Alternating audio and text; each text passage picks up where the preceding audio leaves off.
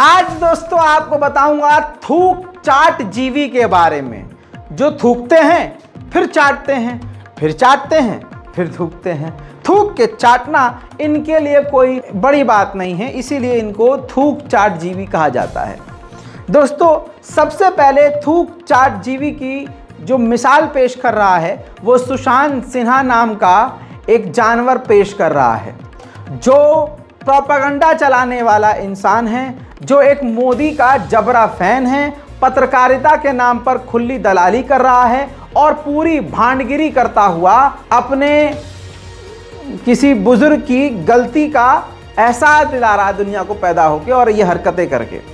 अब दोस्तों निष्पक्षता तो है ही नहीं। अब मैं आपको बताऊं कि वो व्यक्ति अभी तक तो चलिए झेला जा सकता था, लेकिन अब वो भारत की विदेश नीति के लिए बड़ा खतरा बन चुका है। कैसे वो मैं बाद में बताऊंगा, लेकिन पहले आप समझ लीजिए कि वो खतरा इतना बड़ा बन चुका है कि दूसरे देशों के साथ, खासकर सऊदी अरब के साथ हमारे रिश्ते बिगाड़ना चाहता है। भारतीय विदेश मंत्रालय से कहूंगा कि अगर आपके अंदर थोड़ा ज़मीर जिंदा हो, शर्म बाकी हो अगर मोदी सरकार में, तो खुद इस बंदे पर संज्ञान लें, या तो इसकी चोंच बंद करें या इसको ही बंद करें। दोस्तों सुशांत सिन्हा वो पत्रकार है जिसने सऊदी अरब और भारत के रिश्तों को बेकार करने की कोशिश की है। ये अंदर से आरएसएस का होने की वजह से दिन रात सऊदी अरब को गालियां बक रहा था, अरब देशों को नीचा दिखा रहा था, सऊदी अरब को कोस रहा था। आइए उसके खतरनाक बयान को मैं आपको दिखाऊंगा, जिसने सऊदी अरब और भारत के रिश्ते में जहर घोलने की कोशिश की है। और अब बड़ी बात यह है कि उसका ये वीडियो, ये बयान, ये प्रोग्राम, इसका ये एपिसोड अरब देशों तक पहुंच चुका है, अरब के, सऊदी अरब के पत्रकारों तक पहुंच चुका है। उन्होंने इसको अरबिक में ट्रांसलेशन करके, अंग्रेजी में ट्रांसलेशन करके अरब मीडिया में इसको घुमा दिया है, जिसके बाद मोदी सरकार की परखच्चे उड़ सकते हैं अगर सऊदी अरब सुशांत सिन्हा की इस गंदी करतूत पर भड़क गया तो।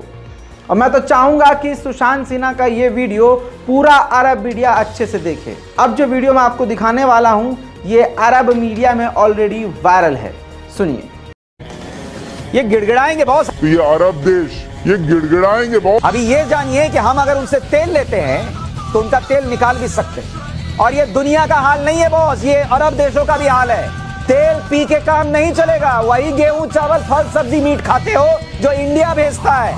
पियोगे पेट्रोल, क्या करोगे? गोश्त बनाओगे, उसमें उसको पेट्रोल में डुबा के खाओगे कि चावल चाहिए होगा हमारे यहाँ का? अरे अरब हमको क्या झुकाएंगे बॉस, एक तेल के नाम पर। उन लोगों को हमने बताया था कि वो तेल देते हैं तो हम उससे बड़ा खेल कर सकते हैं, हम उनको क्या क्या नहीं देते। पेट्रोल भर बेच बेच के नोट कमा सकते हो, पर नोट को पानी डाल के गूंथ के खा नहीं सकते हो, ये दिक्कत है। इसलिए ये अरब देश नोट तो बहुत कमा लिए, तेल के कुएं मिल गए ऊपर वाले की कृपा से, लेकिन मेहनत से जो गेहूं उगाना पड़ता है वो तो हम उगा रहे हैं। गर्दन काट दिए, गर्दन काट दिए। दोस्तों सुन लिया, सर काटने की सब बात कर दी इसने। अरब को इसने क्या क्या नहीं बोला, ये अरब के लिए नहीं बोला, ये मुसलमानों की नफरत में इसने कुत्ते ने भौंका है। इसने सऊदी अरब के खिलाफ नहीं, असल में इसका जो गुस्सा था वो मुसलमानों के प्रति था जो इसने दिखाया है। लेकिन जब इसने सऊदी अरब पर थूक दिया, एक मुस्लिम देश पर थूक दिया, उसके बाद उस देश का प्रधानमंत्री मोहम्मद बिन सलमान जब भारत आते हैं G20 की मीटिंग में, तो यही कुत्ता सबसे आगे दुम हिला रहा था। ये देख लीजिए तस्वीर, ध्यान से देखिए। ये चारों अलग अलग लेवल के जो पत्रकार, तथाकथित पत्रकार हैं, जो असल में गुलाम हैं सरकार के और चाटुकारिता करते हुए मोदी सरकार की दलाली कर रहे हैं। आपको बता दूं, उन्हीं में से आप ये बंदा देखिए, सबसे आगे खड़ा हुआ है, आगे बढ़कर नमस्ते कर रहा है, हाथ जोड़ रहा है, मोहम्मद बिन सलमान से मिलकर काफ़ी खुश है। थूक कर चाटना इसको कहते हैं। अगर ये अपने अब्बा की सगी औलाद होती और ये अगर जायज़ औलाद होती तो अपनी ज़बान पर सुशांत सिन्हा रहता, मत मिलता सऊदी अरब के क्राउन प्रिंस से, जो मिल रहा है मिलने देता, अपना भौकाल जारी रखता, पीट कर लेता मोहम्मद बिन सलमान के सामने कि हाँ जी हमें नहीं मिलना। लेकिन ये वही हैं पीठ पीछे दूर से गालियां बकते हैं और जब सामने जाते हैं तो पैंट नीचे उतार के कहते हैं जापाना तोहफा कबूल कर लो। मेरे दोस्तों, ये प्रजाति चाट जीवी ऐसी ही है, थूक चाट जीवी ऐसे ही है। अब जहां भी आपको आण भक्त नजर आए, उनके पोस्ट नजर आए, आप तुरंत उनके नीचे कमेंट सेक्शन में जाइए और लिख दीजिए और भाई थूक चाट जीवी की हाल चाल बा।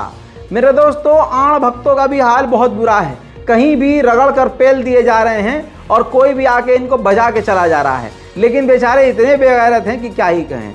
अंधभक्ति का लेवल आपको दिखाता हूं और आपको इससे समझना होगा कि अगर आप अपडेट रहेंगे और व्हाट्सएप यूनिवर्सिटी से दूर रहेंगे तो आप इन व्हाट्सएप यूनिवर्सिटी वालों को भिगो भिगो कर पेल सकते हैं, जैसे इन्होंने पेला है। आप चाइना देखो, चाइना हमसे ज्यादा डेवलप है पर उसकी जो करेंसी है इंडिया से नीचे है। अगर आप चेक करो सर, ये तो नया चेक करते, गूगल से चेक करते हैं। ठीक है, ठीक है, चेक करते हैं। लगभग इंडिया के आसपास के नीचे ही। नहीं, चेक करते हैं, एक मिनट रुकिए। आप चेक कर लीजिए। भाई साहब कह रहे थे कि देखिए चाइना की करेंसी इंडिया से नीचे है और ये देखिए एक यूएस डॉलर में 7 युआन है, चाइनीज युआन।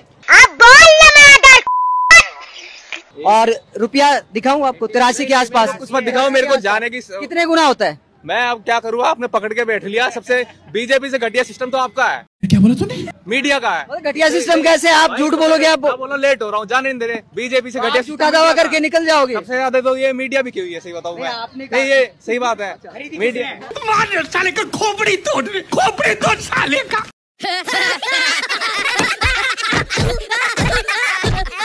दोस्तों, गोदी मीडिया को कुत्ता मीडिया, दलाल मीडिया, भांड मीडिया क्यों कहा जाता है?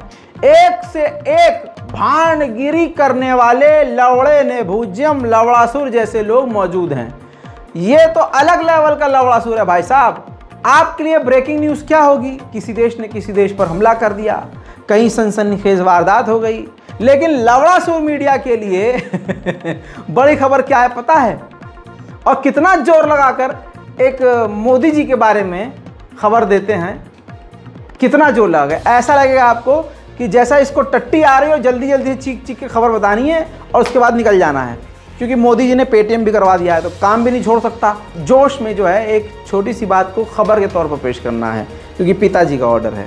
व्यूअर्स, मैं हूं अमीश देवगन और आप देख रहे हैं इस समय आर पार, और इस समय की बहुत बड़ी ब्रेकिंग स्टोरी है। सीधा उस बड़ी खबर का मैं रुख कर लेता हूं। वो बड़ी खबर यह है कि नई संसद पर यह बहुत बड़ी खबर आई है।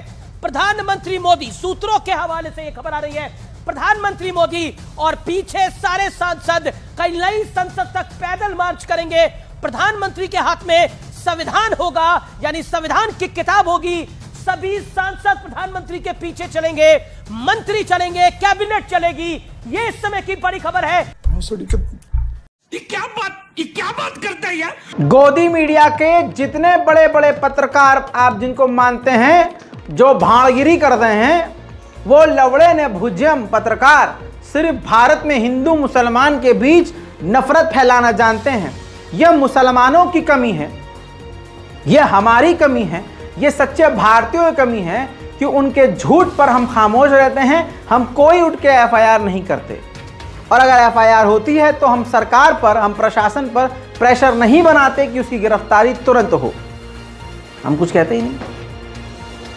अभी ब्लैक एंड व्हाइट शो के अंदर इस जहरीले तिहाड़ी ने, नफरत के कीड़े ने, हैवान ने, ज़ॉम्बीज़ ने बुलंदशहर में बताया कि मंदिरों पर क्रूरता के निशान हैं।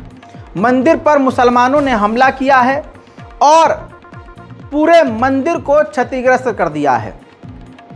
सुनिए। हमारे देश में अगर किसी मस्जिद पर या किसी चर्च पर हमले की कोई झूठी खबर भी आ जाए तो देश में दंगे भड़क जाते हैं, लेकिन मंदिर पर अगर हमला हो जाए तो हमारे देश में चर्चा तक नहीं होती। और बड़े दुख की बात है, दिल्ली से सिर्फ 110 किलोमीटर दूर उत्तर प्रदेश के बुलंदशहर में कुछ अज्ञात लोगों ने रात के अंधेरे में 4 मंदिरों पर हमला किया और इस घटना को हुए अब लगभग 48 घंटे होने वाले हैं, लेकिन हमारे देश में इसकी कहीं कोई चर्चा तक नहीं है। आपको किसी मीडिया में, किसी न्यूज़ चैनल में खबर तक नहीं मिलेगी, या यूँ कह लीजिए कि इस घटना पर पूरे देश में सन्नाटा छाया हुआ है।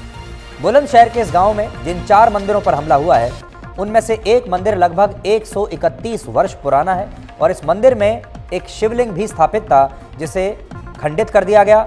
और गांव के लोगों का कहना है कि इन मंदिरों पर बड़े ही क्रूर तरीके से हमला किया गया है। इसके अलावा जो मूर्तियां बहुत विशाल और बहुत पुरानी थीं, ऐसा आरोप है कि उन पर हथौड़ों से हमला किया गया, हथौड़ों से उन्हें तोड़ा गया और कुछ मूर्तियों को खंडित करके गांव के परिसर में आसपास खेतों में भी फेंक दिया गया। बुलंदशहर जिले में लगभग 78% हिंदू रहते हैं और 22% मुस्लिम आबादी है। और ये वही जिला है जहां से मोहम्मद साहिल खान को गिरफ्तार किया गया था। वही मोहम्मद साहिल खान जिसने राहुल बनकर अभी पिछले ही हफ्ते दिल्ली में 16 साल की साक्षी की सड़क पर खुलेआम चाकुओं से गोद गोद कर हत्या की थी। इस सांप को सुन लिया आपने, अब सच्चाई सुनिए।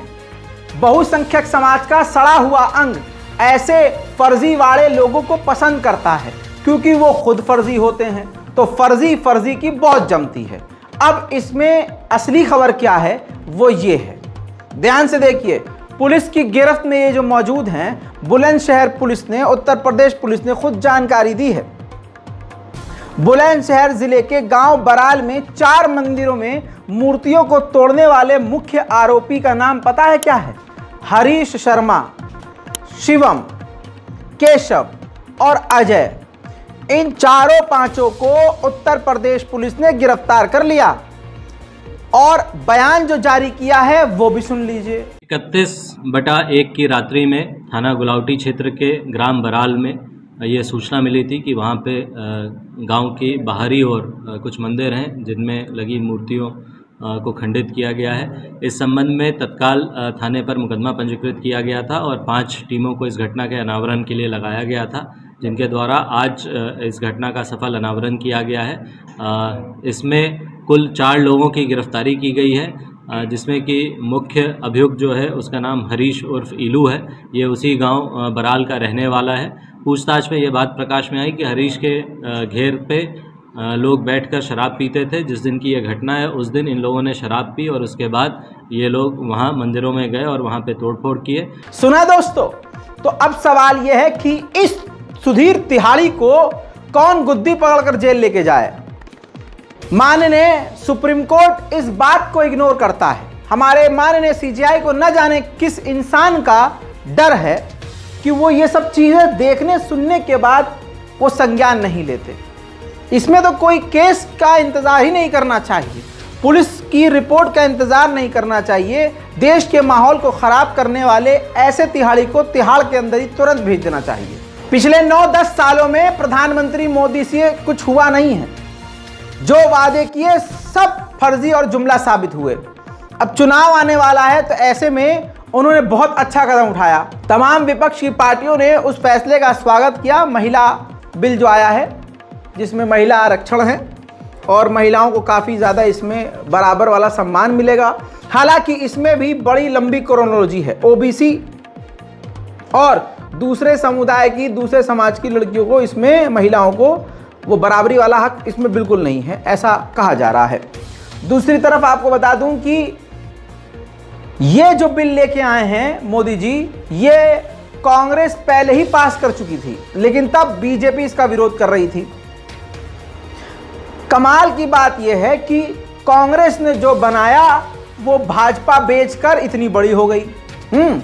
और कांग्रेस का जो प्लान है आखिर में वही बेचकर, वही दिखाकर जीतना चाहते हैं। तो मतलब डबल इंजन की सरकार है या दोगली सरकार है, समझ में नहीं आ रहा है। जो चेहरा असलियत है वाला इनका है वो दिखाई नहीं रहे।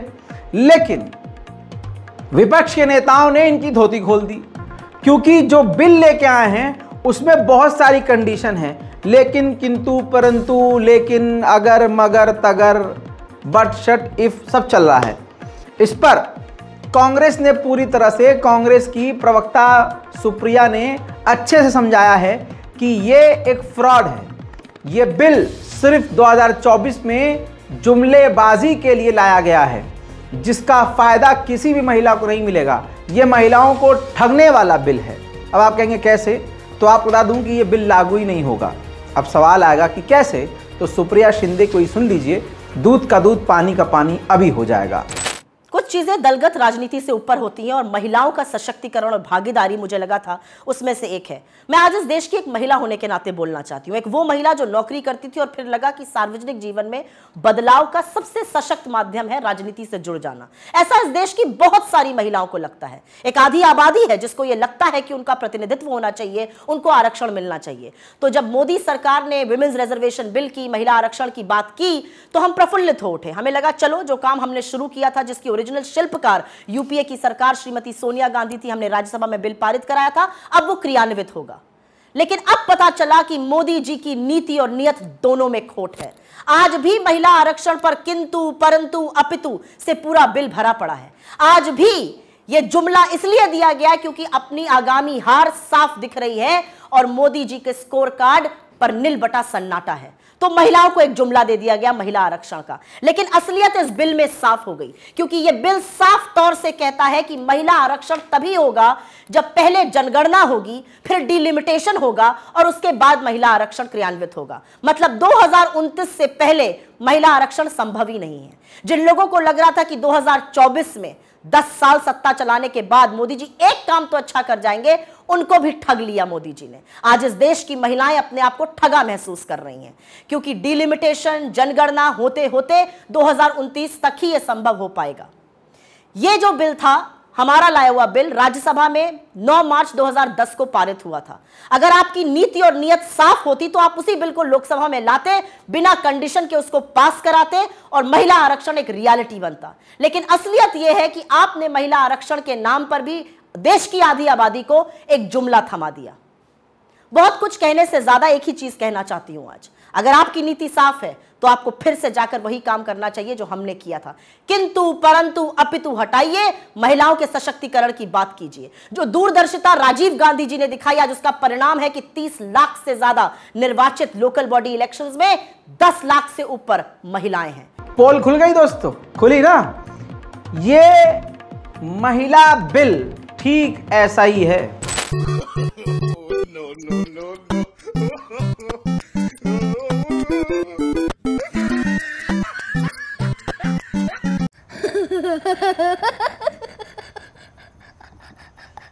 उधर असदुद्दीन ओवैसी इस बिल के बिल्कुल खिलाफ हैं।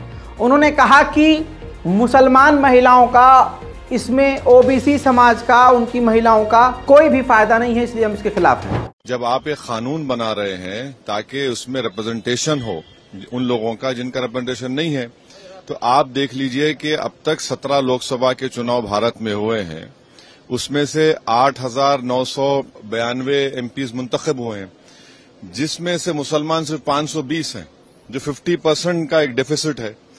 उस 520 में मेरे ख्याल से मुट्ठी भर मुस्लिम खवातीन हैं। तो आप रिप्रेजेंटेशन कहां दे रहे हैं, किसको दे रहे हैं रिप्रेजेंटेशन? जिनका रिप्रेजेंटेशन नहीं, उनको रिप्रेजेंटेशन मिलना चाहिए ना। तो इस बिल में सबसे बड़ी खामी यह है कि इसमें ओबीसी महिलाओं को और मुस्लिम महिलाओं के लिए कोई कोटा नहीं रखा गया, इसलिए हम इस बिल के खिलाफ हैं। गोदी मीडिया से दूर रहने के लिए मैं आपसे क्यों कहता हूं, देखिए ये गोदी मीडिया के जो चैनल हैं, ये सिर्फ मोदी की वाहवाही के लिए हैं। ये खबर नहीं दिखाते, ये अक्सर आपको खबर से दूर रखते हैं। आज तक कहता है सबसे तेज, जी हाँ, लेकिन पूरी बात नहीं बताता कि सबसे तेज हरामीपने में कैसे। ये देखिए, ध्यान से देखिए, ये दिमाग में आपके क्या डाल रहा है। डालता है कि इस तस्वीर को कैप्शन क्या देंगे आप, कमेंट में बताइए। और इस तस्वीर में दिखाया गया है कि कांग्रेस के नेता बिल्कुल एकदम गिरते पड़ते उठ रहे हैं और सोनिया गांधी हाथ जोड़कर खड़ी हुई हैं, नमस्ते कर रही हैं, और भौकाल तरीके से ये 56 इंच का जो शेर जो है वो वहाँ से निकल रहा है। हालांकि 56 इंच का क्या है दिख नहीं रहा है, लेकिन 56 इंच का छाती वाला व्यक्ति जिसका क्लेम किया जाता है, वो जो है निकल रहा है वहाँ से।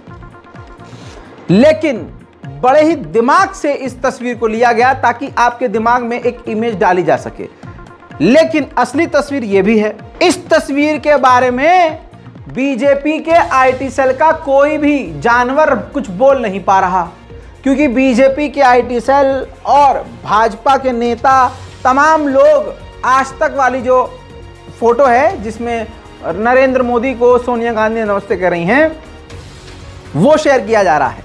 लेकिन ये तस्वीर आधी हकीकत आधा फसाना, ये है लोगों गोदी मीडिया का जमाना। अरे आज तक वालों, बंद करो झूठ फैलाना। अरे अब है ज़रूरत देश को पूरा सच बताना। यही हकीकत है जो आपके सामने है।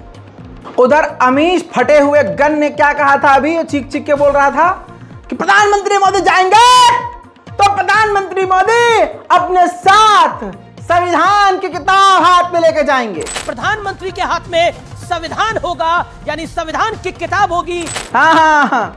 अब दोस्तों ये देखिए, प्रधानमंत्री मोदी जी जब संसद की नई बिल्डिंग में जा रहे थे तो संविधान की किताब के साथ नहीं, एक खास एनवलप जो बड़े ही इंपॉर्टेंट डॉक्यूमेंट से भरा हुआ होना चाहिए था, उसके साथ जा रहे थे। और सोशल मीडिया पर यही चलाया गया कि मोदी जी कितने जिम्मेदार हैं, क्या भौकाल है मोदी का। एक हाथ सदरी में, एक हाथ में पूरे भारत की सबसे इंपॉर्टेंट फाइल डॉक्यूमेंट लिए हुए दूसरी बिल्डिंग में जा रहे हैं, पूरे अपने मंत्रियों के साथ। पूरा जलवा बाकी है। लेकिन एक मिनट जरा जूम करके देखते हैं। अरे ये क्या, फैक्ट चेक कर रहे हैं आपके साथ दोस्तों। फोल्डर जो है, ये जो पूरा लेके जा रहे हैं मोदी जी, इसके अंदर तो कोई कागज भी नहीं है। हे भगवान, तेरी लीला अपरंपार है। कोई इतना झूठा, इतना मक्कार कैसे हो सकता है? कमाल की बात है, मक्कारी पीआर कर रहा है। खाली हाथ में खाली फोल्डर पकड़ा दिया। लो मोदी जी फोटो खींचेगा, अले फोटो खींचेगा और फिर मोदी जी आपका भौकाल चलेगा। मोदी जी होगा। मोदी का हाँ ऐसा तो होगा क्या? ऐसा होगा? बताओ इसके लिए क्या करना है। अरे हाँ लाओ, फोल्डर लाओ। अब भैया उसके अंदर एक बार फिर से अमित मालवेयर की पूरी प्लानिंग फेल हो गई।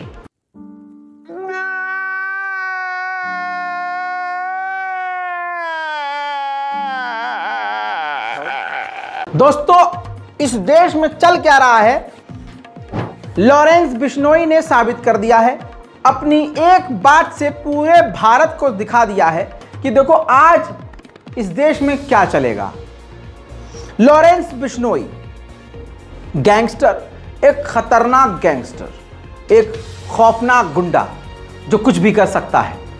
दुनिया के किसी भी कोने में बैठकर दुनिया के किसी भी कोने में कुछ भी करवा सकता है। ये गैंग ऐसा जिस गैंग में न जाने कितने लोग शामिल हैं। दोस्तों उस लॉरेंस बिश्नोई ने कहा कि मुझे आतंकवादी, मुझे गद्दार, मुझे गुंडा ना कहा जाए, मुझे भगत सिंह की टी शर्ट पहनने दी जाए। मैं भारत के लिए जी रहा हूं और भारत के लिए ही मरूंगा।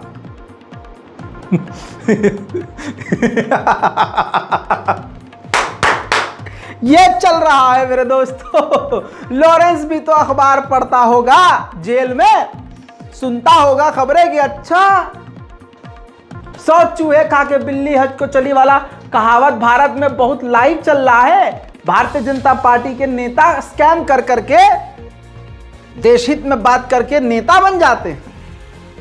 गौ रक्षा के नाम पर कत्ल भी कर सकते हैं, कत्लेआम भी कर सकते हैं। वाह, तो लॉरेंस बिश्नोई खेल गया और अब बोल दिया कि भाई साहब मैं भारत के लिए कुछ भी कर सकता हूं। तो अब सब माफ कर दिया जाएगा, क्योंकि लॉरेंस बिश्नोई को पता है कि अब भारतीय जनता पार्टी है ना और हिंदुत्व वाले संगठन इस बात पर लॉरेंस बिश्नोई के साथ बहुत मोहब्बत जताएंगे। इस पर अंग्रेज एक राइटर की कहावत जो सारी दुनिया में फेमस है वो मुझे याद आ गई कि patriotism is the last refuge of the scoundrel.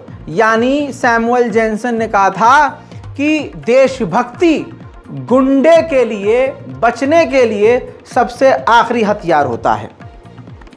गुंडा मवाली आतंकवादी हो, अपने आप को देशभक्त साबित अगर करने लगे तो बस वो बच जाता है। तो बिल्कुल सटीक यही सब चल रहा है, बिल्कुल एग्जैक्ट यही चल रहा है। सोचिए कोई महिला का बलात्कारी हो, वो तिलक लगा के हिंदू संगठन में शामिल होके बच जाता है। कोई बलात्कार का आरोपी हो, वो स्पेशल नारा लगा दे और मोदी मोदी कर दे और देशभक्त बन जाए, वो भी आज़ाद हो जाता है। यही चल रहा है। यूएन से अपील करूंगा, पूरी दुनिया से अपील करूंगा कि भारत में जो कुछ चल रहा है उस पर आप नजर रखिए। आप भारतीय हैं, मुसलमान हैं, किसी भी समुदाय से हैं, आपको बस करना ही है कि सोशल मीडिया पर आवाज उठानी है, लिखना है, बोलना है। हमारे बोलने की वजह से ही अब अमेरिका की यूएस कमीशन मोदी सरकार पर सख्त है और भारत में मुसलमानों और अल्पसंख्यकों के कत्लेआम पर अब 20 तारीख को अमेरिका में सुनवाई है। अब मैं आपको बताना और समझाना चाहूंगा कि इन तमाम चीजों के बाद अभी भी हिंदू संगठन मुसलमानों के कत्लेआम के लिए तैयारियां कर रहे हैं और सोशल मीडिया पे ये सारे सबूत मौजूद हैं। मैं गल्फ देशों से अपील करूंगा कि कृपया संज्ञान जरूर लीजिए, अपने बेस्ट फ्रेंड मोदी जी से इस बारे में बात जरूर कीजिए। ये गुजरात का वीडियो आपके सामने है। हिंदू आतंकवादी संगठन के आतंकवादी सरगना ने 100 से ज्यादा त्रिशूल हथियार बांटे हैं। अपने सीने पर हाथ रख के सोचिए कि ये छोटे छोटे बच्चे जो लाइन में आगे लगे हुए हैं, जिनकी जगह कॉलेज, स्कूल, यूनिवर्सिटी या जो नौजवान हैं, इनकी जगह किसी ऑफिस और अच्छे दफ्तर में होनी चाहिए थी, वो आज हिंदू राष्ट्र के नाम पर हथियार उठा रहे हैं और क्रिमिनलाइज किए जा रहे हैं। फायदा सिर्फ मोदी को हो रहा है, ये बर्बादी की तरफ जा रहे हैं। संत महात्मा, मठ मंदिर અને ધર્મ ગ્રંથો જય કરો વીર બજરંગે, જય શ્રી राम, जय श्री राम। व्हाट्सएप यूनिवर्सिटी का ज्ञान गू खाकर, पेशाब पीकर ये हर जगह देने लगते हैं। फिर ये व्हाट्सएप यूनिवर्सिटी में अमित मालवीय के द्वारा भेजा हुआ ज्ञान ये अपने हिंदू भाइयों के सामने बक कर उनको भड़काते हैं। अब इस औरत को देखिए जो करोड़पति खरबपति महिला है, हीरोइन बनती है और अपनी खूबसूरती का फायदा उठाती है और तमाम हिंदुओं को बहकाती है, महंगी जिंदगी जीती है, लेकिन गरीब हिंदुओं को हर प्लेटफॉर्म पर भड़काती है। अब इसने तमाम देशवासियों को अलग लेवल का बेवकूफ़ बनाया। इसने बताया कि भारत में आक्रमण करने वाला मुगल नहीं, मुसलमान था। भारत में हिंदुओं पर हमला करने की तैयारी और हमला जो कर रहे हैं वो मुसलमान कर रहे हैं। ऐसी ऐसी बातें कही हैं कि जो सीधा हेट स्पीच में आता है। लेकिन मज़ेदार बात यह है कि सुप्रीम कोर्ट इस पर खामोश रहेगा, माननीय सीजीआई इस पर कोई भी एक्शन नहीं लेंगे और न लिया जा रहा है, और प्रशासन तो पूरी तरह से कान में उंगली डाल के खड़ा है। ऐसा नहीं है कि उसको सुनाई नहीं दे रहा, नहीं, कान में उंगली डाल के खड़े होने की एक्टिंग कर रहा है।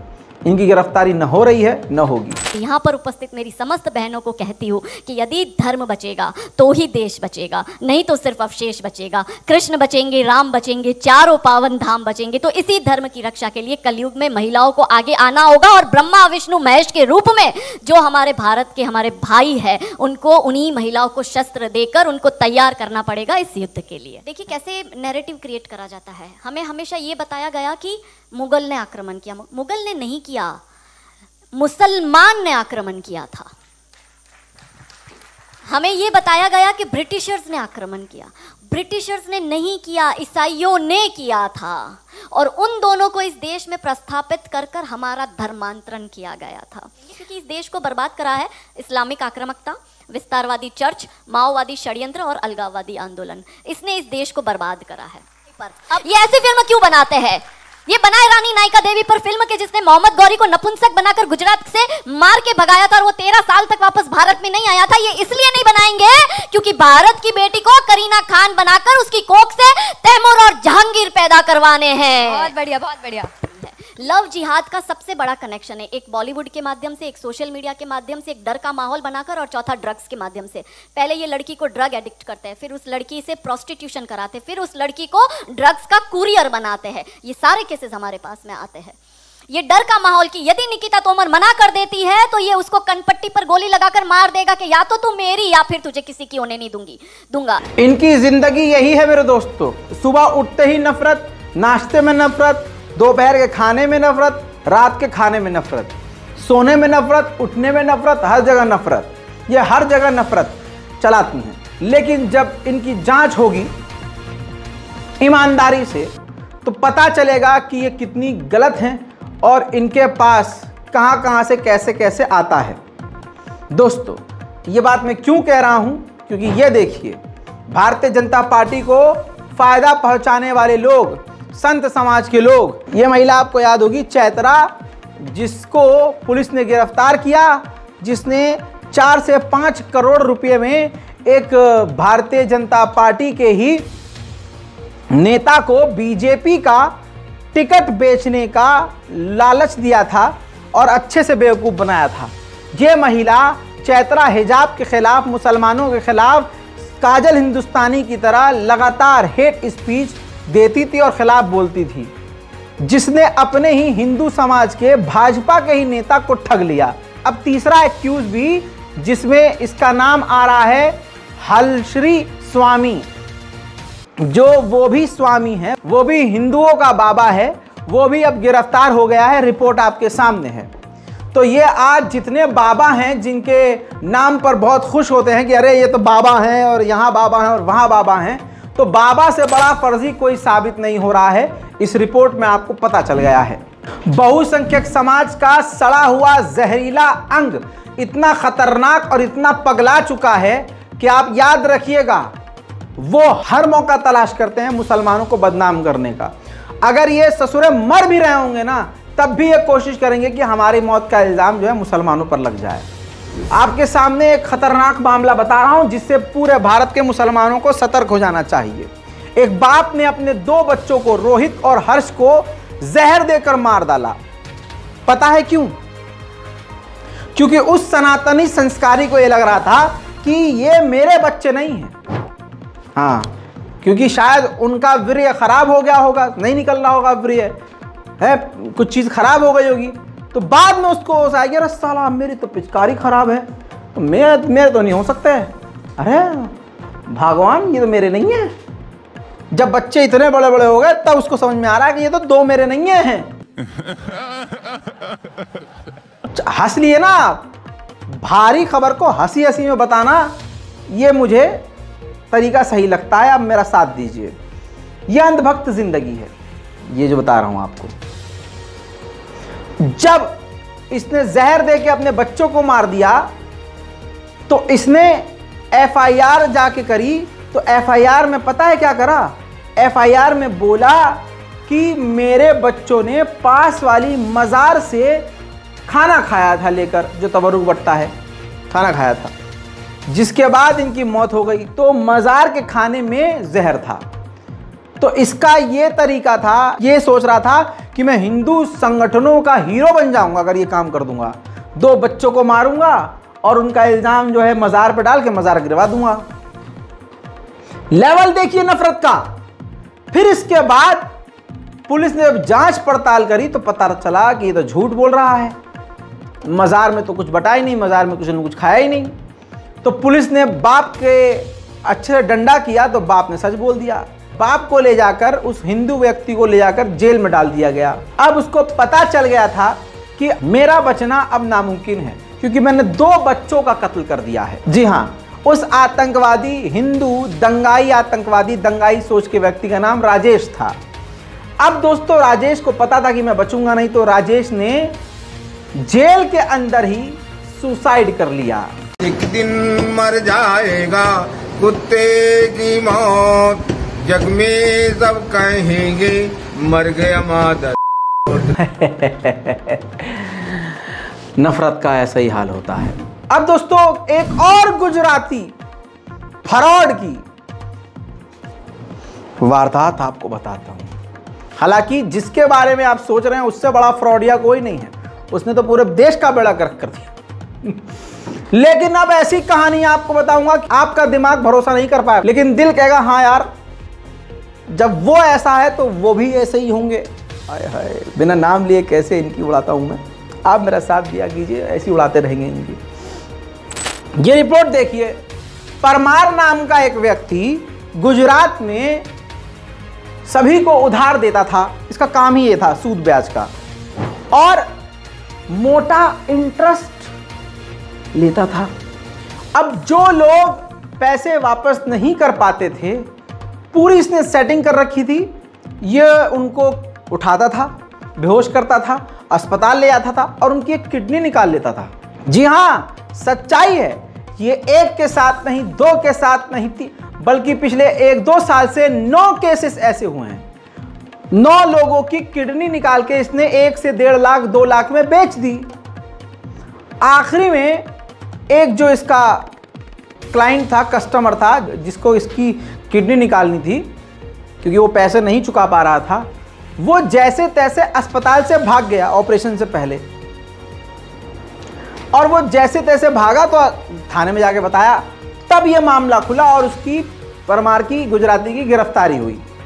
इससे पहले 9 से 10 लोगों की किडनी इस तरह से निकलवा चुका कि उनको बेहोश करके ले जाता था, किडनी निकाल लेता था और बेहोशी की हालत में ही उनको कहीं छोड़ देता था। अब वो उठते तो कहते थे, अरे साला दर्द काहे हो रहा है, साला किडनी निकाल लिया है बे, बहुत दर्द हो रहा है भाई, एक क्वार्टर मिल जाता तो। साला किडनी निकाल लिया है बे। तो भाई साहब, ये चल रहा है हमारे देश में। ठगों की बात हो रही है तो सबसे बड़े ठग की क्यों बात ना हो।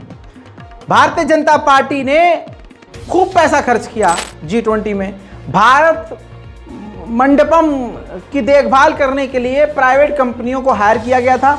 उनके कर्मचारी भाई ध्यान रखते थे, झाड़ू पोछा बर्तन ये सब कर रहे थे, देख रेख कर रहे थे। G20 की मीटिंग को गुजरे हुए कितना टाइम हो गया। अब वो जो कर्मचारी हैं बेचारे, जिन्होंने काफ़ी लंबे समय से काम किया, उनको उनकी कंपनियां वेतन नहीं दे रही हैं, तो वह अब उसी जगह पहुंचकर भारत मंडपम में प्रदर्शन कर रहे हैं। आज तक के डिजिटल मीडिया प्लेटफॉर्म ने इसको कवर किया है आपके सामने। सर, मेरा नाम उमाशंकर है। सर, मैं यहाँ 16 अगस्त से आया था, यहाँ मेरी ज्वाइनिंग हुई थी। उसके बाद हम लोग यहाँ 12 घंटे 8 घंटे 9 घंटे जैसा भी हम लोगों ने टाइम दिया, कंपनी को पूरा टाइम दिया। अब सैलरी मांग रहे हैं, तो सैलरी के बाद पहली बार तो हमें जॉब से भी निकाल दिया इन्होंने, और जॉब निकालने के बाद अब हमारी सैलरी भी नहीं दे रहे हैं। सैलरी दी है इन्होंने, कल बड़ी जिद करके सैलरी मंगाई है, कंप्लेंट हुई, जब सैलरी दी है तो मात्र 2700 रुपये सैलरी दी है हमारी पूरे महीने में। आपको कितनी सैलरी पर इन्होंने बोला था रखी? सर, हमारा 16,000 रुपये बताया था। हमने अपनी टीम, हमारी जो ऑनर है, मालिक है जो हमारी, मैंने कल उनसे फ़ोन पे बात करी तो वो कह रही है मैंने 15,000 के लिए 15,000 रुपये दूंगी मैं। सर, 15,000 से भी आप जोड़ो, हमारे महीने में क्या 2700 रुपये बनते हैं? हमारा नहीं, हमारे सारे लड़कों का यही हाल है। किसी का 1500 आया, किसी का 2000 आया, किसी का 3000 आया। अब इनसे बोल रहे हैं तो कहते हैं कभी 2 बजे के बाद बात करेंगे, कभी कहते हैं अब वर्दी का कट गया, जूते का कट गया, कैप का कट गया, अकाउंट खुलाया बैंक का, उसका भी कट गया। अब दोस्तों, कौम की बात, अल्पसंख्यकों की बात, ईमान वालों की बात, हम मुसलमानों की कमर तोड़ी जा चुकी है, क्योंकि हमारे कौम की लड़कियां बेगैरती के रास्ते पे जा चुकी हैं। बुरी बात यह है, सबसे बुरा यह है कि माँ बाप, जो लड़कियों के माँ बाप होते हैं, वो इस चीज़ को कंट्रोल कर सकते हैं लेकिन कर नहीं पाते। इसीलिए कहा जाता है अगर आप ध्यान नहीं रख सकते तो भाई पैदा ही मत करो। हालात इतने बुरे कर दिए गए हैं और लड़कियां इतनी बगैरती पे उतारू हैं कि उनको लगता है कि मुसलमानों में मेरा प्यार नहीं मिलेगा। मिलेगा प्यार तो नजिस जगह मिलेगा। बिहार के बेगूसराय में ये घटना सामने आई है। मैं खुद जानबूझकर इस लड़की का मुंह ब्लर कर रहा हूं, फेस ब्लर कर रहा हूं। नाम इसका हदीसा खातून है। भगवा लव ट्रैप योजना के तहत हिंदू लड़के ने बहलाया फुसलाया और इस हदीसा खातून को जाल में फंसाया। फिर लड़की को अपनी हवस का शिकार बनाने की नीयत से शादी कर ली और कुछ ही टाइम में 1 से 1.5 महीने में जब मन भर गया तो लड़की को बोला कि तुम मुसलमान हो, मैं तुम्हारे साथ नहीं रह सकता, और फिर उसके बाद छोड़ दिया। और कमाल की बात यह है कि इसमें हिंदू लड़के की कम गलती, इस हवा की बेटी की गलती ज्यादा है, क्योंकि इसको लग रहा था कि प्यार राहुल में है, प्यार रहमान में नहीं मिलेगा। देखिए, अब सुनिए। उस लड़का का क्या नाम है? उसका बाप का क्या नाम है? क्या करता है लड़का? तो बाप का नाम क्या? होटल है। उसको होटल कहाँ है? होटल पचबीर बाजार में होटल है। यासीन चाय वाला दुकान के। अच्छा, तो पचबीर बाजार में होटल है उसका। आप उसके साथ जो है पहले उससे मिले भी थे क्या? हाँ। एक बार मिले थे उससे? हाँ। होटल के पास? हाँ, होटल में पहले बुलाया था, रात भर रखा, उसके बाद हमको पता नहीं था शादी करी, फिर उसके बाद शादी कर लिया। 1 महीना रखे, आप बोलते हम नहीं रखेंगे। अब कहता हम नहीं रखेंगे, नहीं। तो 1 महीना इसको रख करके अब कहता है कि हम नहीं रखेंगे। ठीक ऐसे ही बिहार के मुजफ्फरपुर का एक और मामला सामने आया है।